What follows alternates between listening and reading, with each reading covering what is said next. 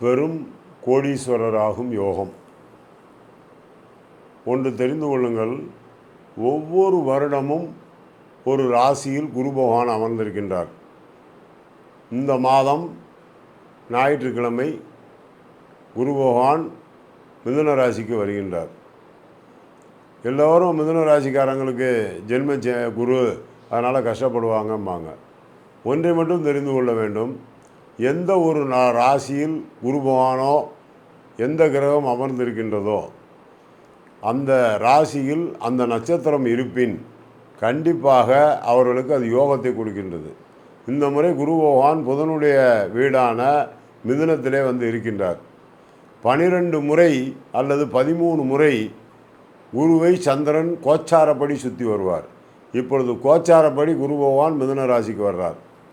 அதனால் ஒவ்வொரு மாதமும் மிதுன ராசியிலே ஒரு 18 மணி நேரம் குருவும் சந்திரனும் ஒன்றாக இருப்பார்கள். அந்த 18 மணி நேரம் மிதுன ராசிக்குள்ளே வரக்கூடிய காலம் புனர்பூச நட்சத்திரம்.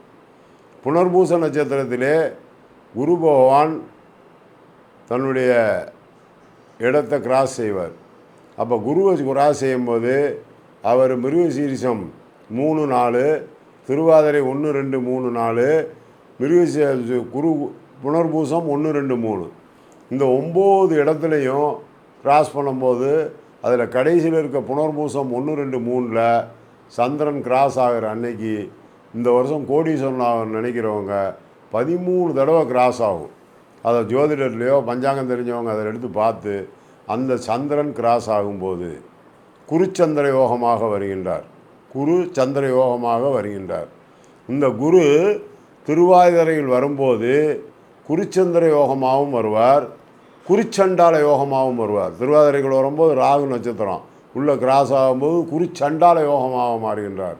ஆனால் குருவை கிராஸ் செய்யும்போது குறிச்சந்திர யோகமாக மாறுகின்றார்.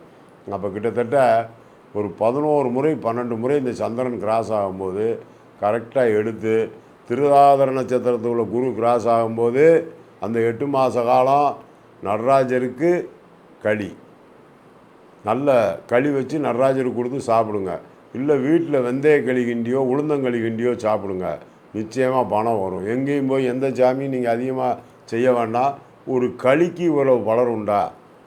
ஜெயிலில் என்னையா கொடுக்குறாங்க? களி தான் கொடுப்பாங்க சிறையில். அவன் களியை உண்டுட்டு உயிர் வாழலாம். எதுக்கு? அவன் திருந்துறதுக்காக.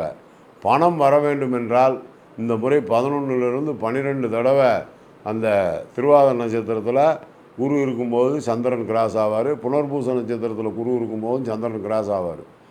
அப்போ அந்த நேரங்களில் அந்த 6 மணி நேரம், அந்த 12 மணி நேரம், ஒரு நாள் இப்படி வரும்போது நீங்கள் களி குருவோட வீட்டுக்கு வரும்போது நடராஜருக்கு செய்யுங்க.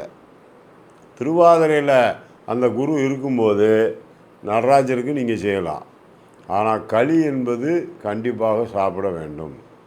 அந்த களி எப்படி பணத்தை கொடுக்கும்னு கேட்குறேன். உங்களுக்கு கண்டிப்பாக தெரியும். புளிக்கரிங், இந்த பணம் யார்கிட்ட இருக்குது, இது எப்படி வருது, இது எப்படி சம்பாதிக்கணும், இது எப்படி நம்ம சேமித்து வைக்கணும் அப்படிங்கிறதெல்லாம் நல்லாவே தெரியும். நீங்கள் யார்கிட்டையும் போய் கேட்க வேண்டியதில்லை, அதே உங்களுக்கு காட்டி கொடுக்கும். ராகு என்பது பிரம்மாண்டமான கிரகம், ஃபோக்கஸ், அதனுடைய வேலையை பிரம்மாண்டப்படுத்தி காட்டுறது. அப்போ அந்த ஒரு களியை கிண்டி சாப்பிட்டா கோடீஸ்வரன் ஆகும்னு சொல்கிறது உண்மை. அந்த களி சாப்பிட்ட பின் அன்றைக்கி ஒரு நாளைக்கு மட்டும் தயவு செஞ்சு உணவு, மட்டன் சம்மந்தப்பட்ட உணவை தவிர்த்துருங்க. தவிர்த்திங்கன்னா உங்கள் கடனும் அறையும், மிகப்பெரிய செல்வந்தரும் செல்வாக்குமாக இருப்பீங்க.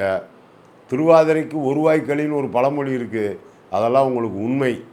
இந்த முறை குரு மிதுன ராசிக்குள்ளே இருக்கும்போது பலர் பலர் கோடான கோடி பேர் கோடீஸ்வரன் ஆக வேண்டும் என்பதே என்னுடைய லட்சியம்.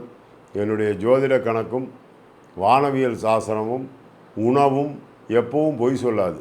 அதனால் இந்த மெத்தேடை கடைப்பிடித்து நீங்களும் கோடீஸ்வரர் ஆக வேண்டும் என்று கேட்டுக்கொள்கின்ற விடைபெறுகின்றேன். நன்றி, வணக்கம்.